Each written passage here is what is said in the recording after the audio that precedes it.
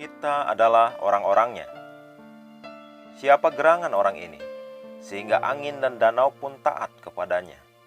Markus 4 ayat 41. Tuhan Yesus waktu ia berjalan di bumi mengagumkan Tuhan atas segala keadaan.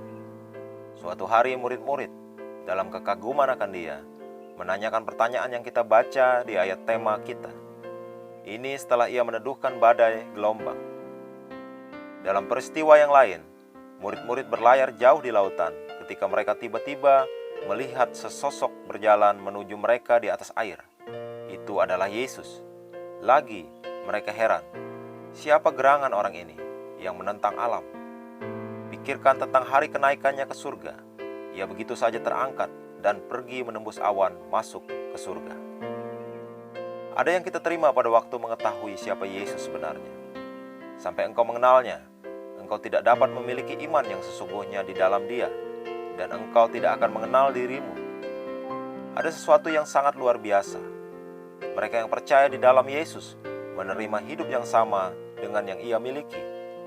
Yohanes 1 ayat 12-13 berkata, "Tetapi semua orang yang menerimanya diberinya kuasa supaya menjadi anak-anak Allah, yaitu mereka yang percaya dalam namanya, orang-orang yang diperanakkan bukan dari darah atau dari daging, bukan pula secara jasmani oleh keinginan seorang laki-laki, melainkan dari Allah."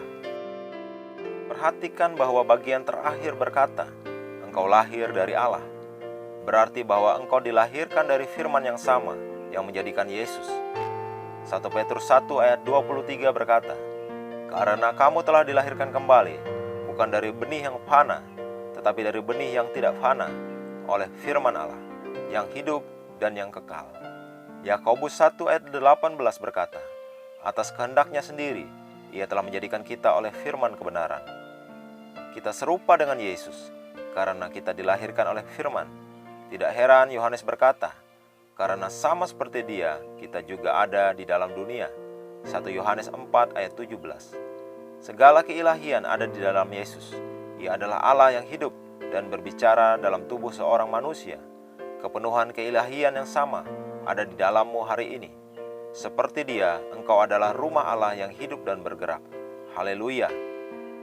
Mari kita mengucapkan pengakuan, "Aku adalah bait Allah yang hidup, markasnya yang bergerak di bumi hari ini.